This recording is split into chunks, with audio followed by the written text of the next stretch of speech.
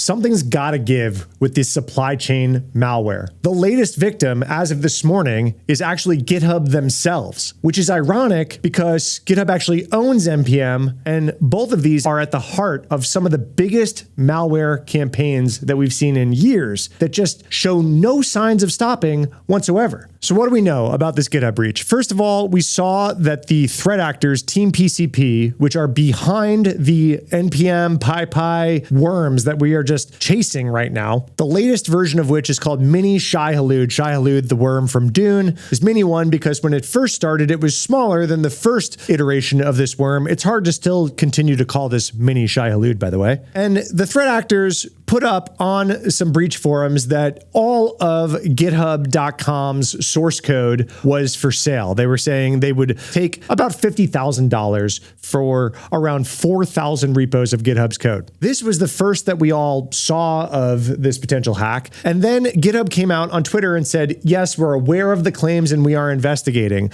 Well, that was a few hours ago. And then they came out and said, yep, confirmed. We can say that we have been breached. They said the more accurate number of repos is around 3,800. And they said the root cause was that one of their employees downloaded a poisoned VS Code extension. If you are a member of my channel, this will not surprise you. I just can't stop making videos, A, about these NPM worms, but B, about the exact playbook that they constantly use to get into it, one of which is about malicious extensions. We saw Vercel get breached not too long ago because one of their employees downloaded a Chrome extension that wound up being malicious. Between browser extensions and IDE extensions, threat actors have your number. They can get code on your machine. So there's kind of a few ways that extensions wind up being bad and malware, right? A, you download just a malicious extension that really has no other purpose but to be malicious and you're tricked into it somehow. This is what we currently see going on a lot in job interviews. You're in a job interview and they say, hey, we need you to download this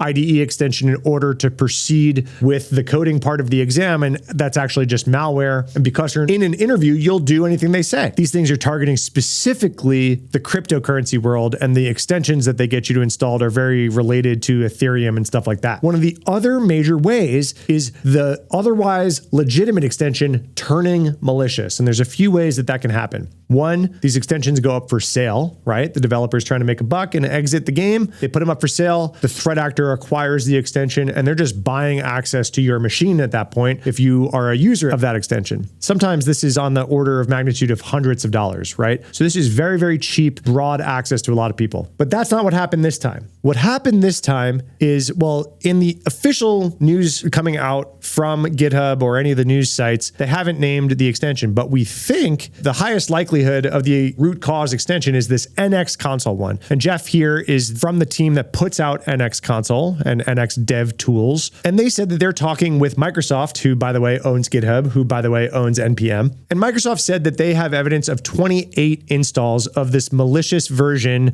18.95 of NX console. The developers of NX console say that they think that there's over 6,000 installs of that malicious version. The malicious version was only up for about 11 minutes based on the timeline, but it has that many users that in that 11 minutes, they have evidence that 6,000 people downloaded the malicious version. If we go to their GitHub repo and their security advisory, this was actually 2 days ago. So meaning 2 days before we all knew about GitHub being hacked. The actual root cause extension came out and said, hey, by the way, we're compromised. Do not use this version of our software. But then here's where just the irony gets thicker and thicker and thicker. A, this is just like a really good security advisory. I'll put it in the description down below because they've got the indicators of compromise, like this kitty cat payload here. But if we go all the way down to the root cause, what does this look like? One of our developers were compromised by a recent security incident, which leaked their GitHub credentials. So what happened? A developer of this extension had their GitHub account hacked. What does that sound like? Sounds to me like Team PCP's NPM worms, which, by the way, if you look at all the stuff that the NPM worm steals besides propagating itself, Here's the list of secrets that Shai-Hulud or Mini Shai-Hulud or Team PCP are stealing in basically every attack and every compromise that happens. Right at the top of the list, GitHub tokens are one of the things they're after. Why? Because they can use the GitHub tokens to propagate to additional repositories. This is what's making it a worm. But the entire time that they've been worming, they haven't actually used, that we've seen public evidence of, all of these other secrets that they're stealing in every compromised machine. There's a few things that are kind of keeping me up at night with this attack right now. Number one, yes, they're like worming through stuff, but currently the only people that really need to worry about TPCP, Shai-Hulud, Mini Shai-Hulud, whatever, are developers, because that's where the worm is going. You're installing an NPM package. That's what gets the malware on your machine. Normal people aren't installing NPM packages. Developers install NPM packages. But there's nothing technologically stopping Team PCP from using their access to, instead of just propagating their worm into another GitHub repo, those GitHub repos are code on applications that normal users are using. So why couldn't they also then inject malware into, a web app that is using this NPM package? And instead of just stealing the developer that downloads that NPM package's secrets, they're propagating into web apps that have that code running on them, and then could start stealing sessions or data from actual users. Number one, we haven't seen a lot of that. Number two, this GitHub hack is actually a ripple effect that we haven't seen them do yet. They basically used the GitHub token of one of their victim accounts. They realized that that account actually gave them access to not just NPM packages, but also a VS Code extension developer once they realized what they had. And then they pushed their malware into that VS Code extension, which then got them into a developer at GitHub's account and were able to steal a bunch of the repos. We also don't know if there was 6,000 other people downloaded this, as per the author of this extension. It's a very low likelihood that GitHub is going to be the only victim. Team PCP has publicly come out, and they even briefly open sourced their Shai-Hulud source code. And in the README, they actually said, hey, yeah, this is vibe coded. So they've come out and said that they are using AI to write their malware, write their worms. So that would also lead you to believe that they're probably using some AI powered tools to do their data exfiltration and other tradecraft to move as quickly as they're able to move,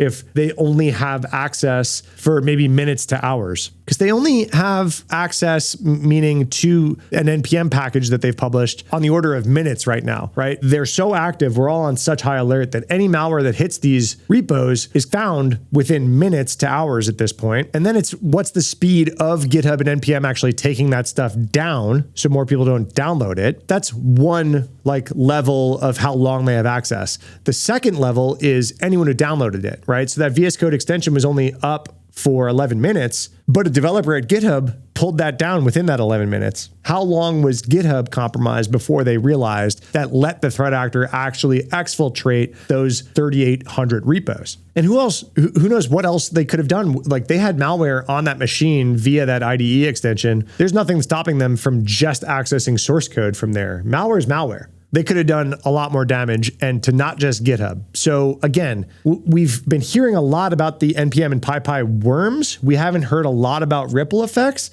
I think this is one of the first ripple effects, and I think that this is much less severe than it could have been. $50,000 up for sale for some source code. It's a bad day for GitHub. I've been there. When source code goes out the door, you have days of rotating secrets. Your job at GitHub right now, right? It's been 12 hours since they even found out about this breach. Their job is to make that source code as not valuable as possible. So all of the secret sauce or environment variables or anything else that could be useful in that source code, they are currently, I know for a fact, sitting in a war room trying to peel, right? Let's figure out what we need to rotate. What do we need to rewrite so it doesn't work like this anymore? What kind of vulnerabilities have we not patched because maybe low likelihood of exploitation, but now the likelihood is just shot through the roof if people could just see that that vulnerability exists in source code? And there's other information besides code that people store in repositories. Lots of architecture documents. I know a lot of companies build a lot of their technical infrastructure around GitHub. So there could be entire wikis and repos filled with just sensitive documents about GitHub's inner workings that have nothing to do with source code or secrets or API keys or anything else that might be kicking around in there.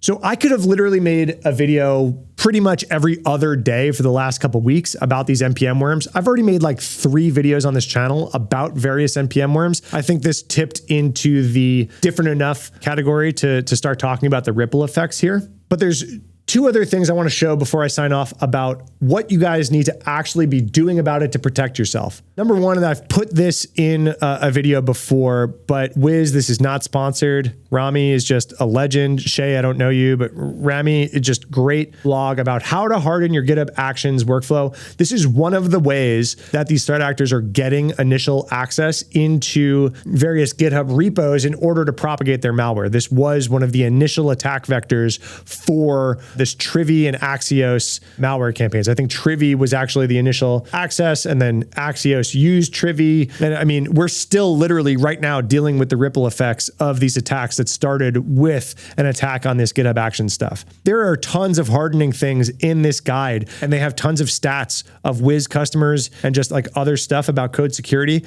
about how at best 20% of repos they see are setting the right secure permissions. Like 80% of repos that they study have way too broad permissions that would allow these types of attacks. Once the attacker actually can get a foothold in, these bad permissions are what lets the blast radius actually happen. Like all actions permitted on all repos. 80% of repos have all actions on all repos. We should be much closer to local only action, like specific actions permitted on specific repos. Literally 0%. Certain actions permitted on all repos, 0.2%. That's not even the best. Selected actions on selected repos, 1%. So like at best, 20% of people doing things better, but really you're looking in this 0 to 1% range is like where they are like pointing people to go. So go through this guide. We're not going to go through this whole guide. Maybe this deserves a whole other video, how to protect yourself against Shai-Hulud. Just probably deserves a whole other video, but I'll put this guide in the description. This is if you're like an org running a GitHub org. The other thing that I would point you to, if you're just a developer, or maybe you're just even someone using the new agentic coding tools, you're a citizen coder, right? You don't really know how to code, but you're using coding AI tools like Claude Code or Codex or Gemini or whatever it is. What is to stop you from accidentally pulling one of these malicious packages?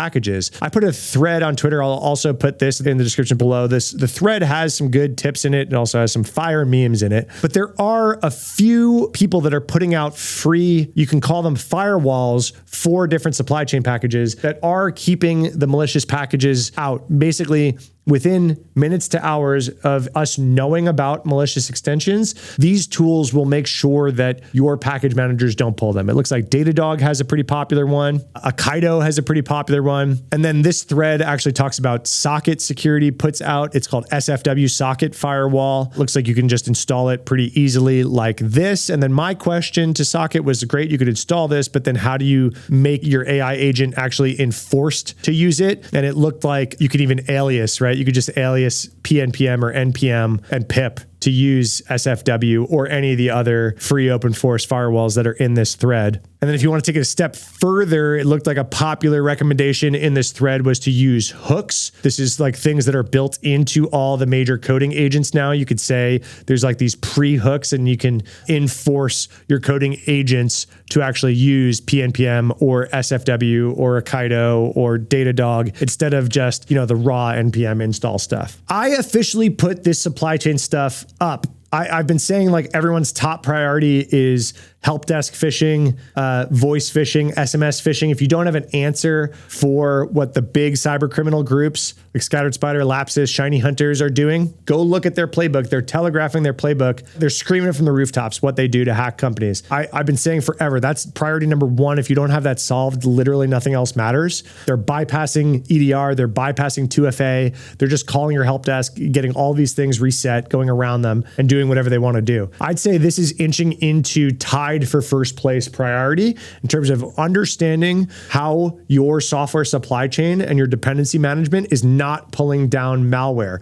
It literally took GitHub, one developer had an extension that probably was on auto update that pulled down a malicious version. That developer didn't do anything wrong. Had an extension installed in their IDE in VS Code that was on auto update, because in those 11 minutes, there's no way that the developer pulled that stuff down manually. Auto update on a legitimate extension, GitHub's hacked. If this doesn't mean that this should inch its way to the top priority of your list, your IDE extensions, browser extensions, NPM packages, PyPy packages, Ruby gems, your supply chain in and around your code, the threat actors are screaming that this is what they're targeting right now. Get on it. If this was helpful, please do all the YouTube things down below. It means a lot to me. And follow for more cybersecurity news.